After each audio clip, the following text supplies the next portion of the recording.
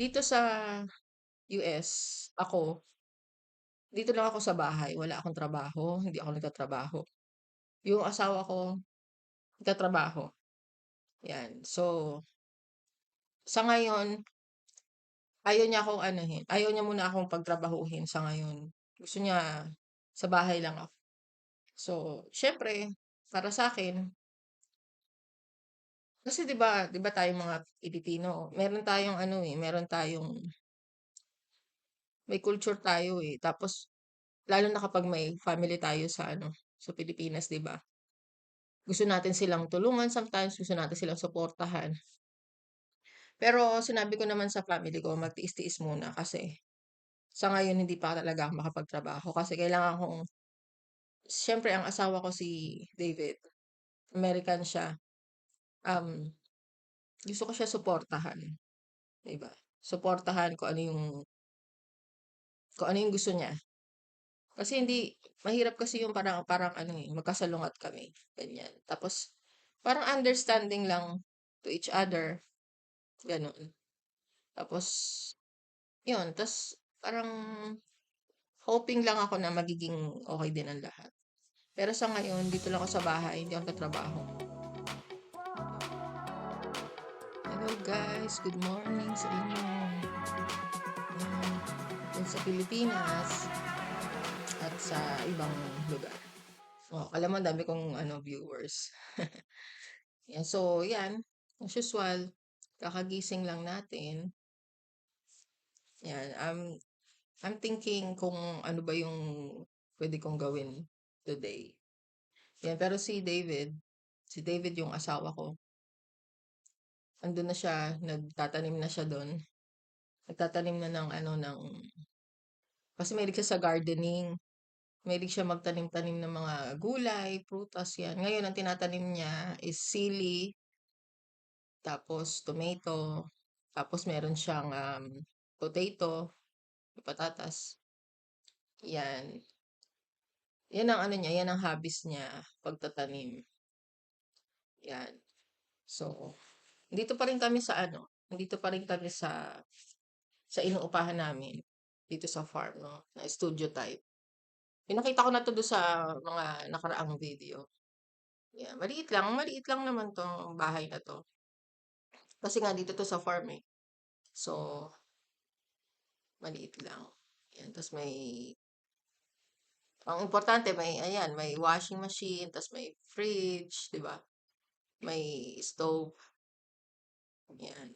Tapos yun talaga yung aso na 'yan, pangalan niya si Duncan, mahilig yan dito pumunta.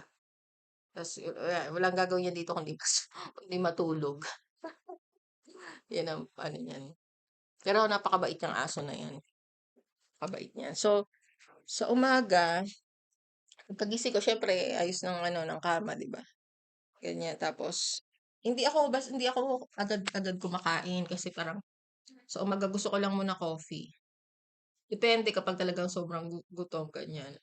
'Yan, almusal, magluluto agad ako niyan. Pero minsan kadalasan hindi ako basta-basta nagluluto.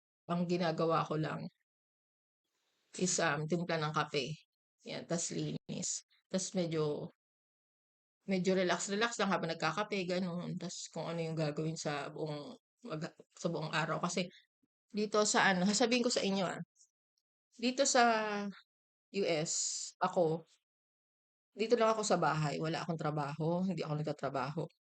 Yung asawa ko nagtatrabaho, 'yan. So, sa ngayon ayaw niya muna akong pagtrabahuhin sa ngayon. Gusto niya sa bahay lang ako.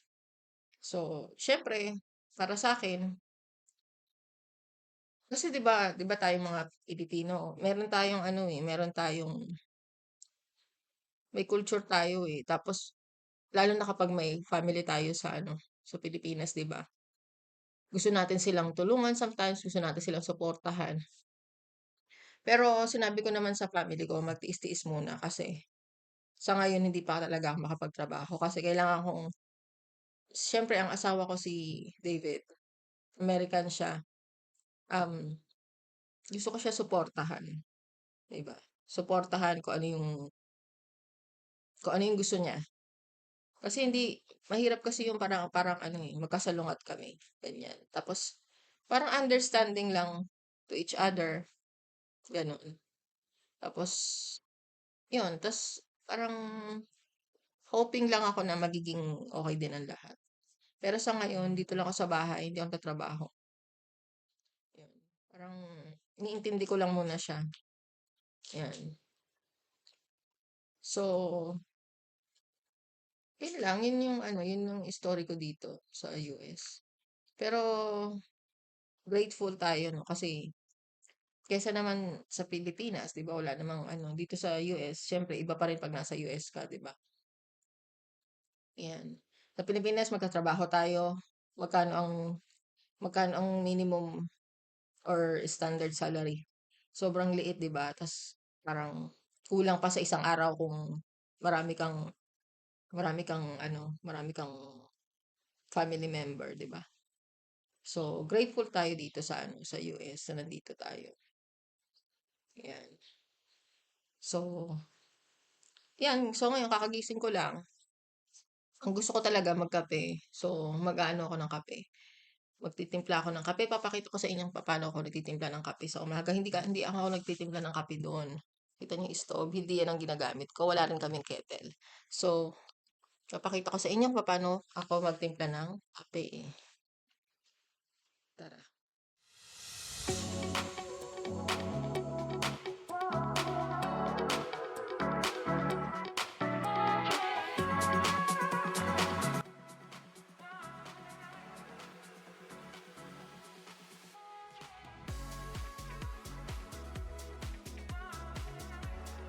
'Yan. So, ito yung gamit namin. Parang butane siya, 'di ba? 'Yan. Tapos, meron akong kung papaano kami nagpapainit ng tubig. 'Yan. Tapos si David kasi maaga nagigising yan sa umaga, kaya meron na siyang coffee na ready. Pero ang ginagawa ko, 'pag ako nagigising na, bale papainit ko na lang siya. So, bale papainit ko na lang coffee.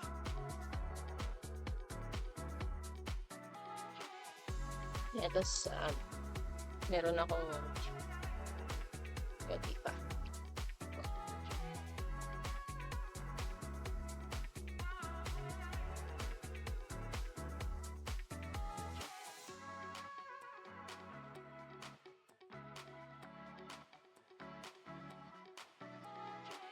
Yan. So, may apoy na tayo. Lagay na natin yung kape natin.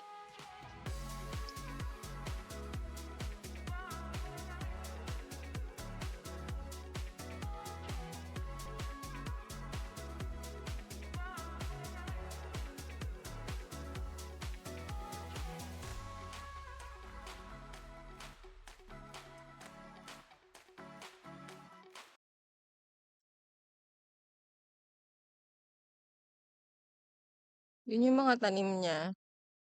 Meron diyang ano, tawag dito, tomato, sili, chili, tapos ano pa ba? Potato. Yan. Ando si David.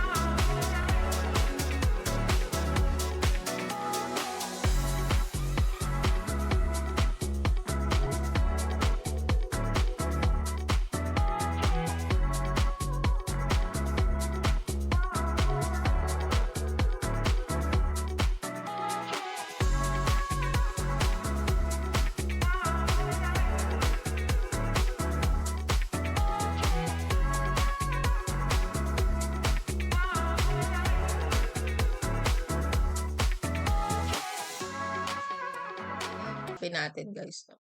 Sobrang sarap ng kape. Tsaka yung coffee ko, dark coffee lang siya guys, wala siyang sugar. Hindi kami nagsu-sugar sa kape. Black black coffee lang talaga. Tsaka brewed coffee.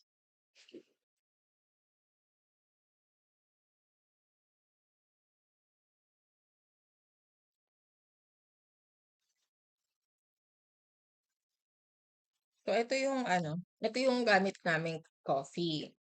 So Wide Awake ang pangalan. Talaga para kang nagigising 'pag nag-coffee ka, 'pag ito ginamit mo, yan. Pero ang sarap nitong kape na 'to, Wide Awake, yan. So makikita niyo dito yung ano niya, yung kung gaano siya katapang, kung gaano siya ka-strong. Ito very, very bold. Ibig sabihin strong siya. Yan.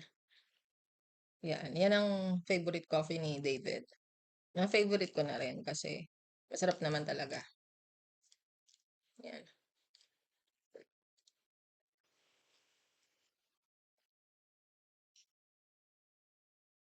Yan, gano'n lang sa umaga. Ganito lang ang ano namin dito, buhay namin. Yan, tapos madalas rin kaming pumunta sa mga camping, ganyan, fishing. So, hopefully in 3 days punta kami ng fishing and makapag-video kami doon. So, yan guys. So, ito lang yung maikli nating video ngayon. No? Sana nagustuhan niyo yung video natin. Okay, magkasawang manood and like and subscribe na rin. So, salamat sa panonood nyo and sana makapag tuloy-tuloy tayong makagawa ng videos kasi ito yung gusto ko yung matagal na. So ngayon parang nagkakaroon ako ng chance na gumawa ng video ngayon, no. Sana magustuhan niyo yung mga maikli nating video. Kita tayo sa susunod na video. Salamat sa panonood. Bye.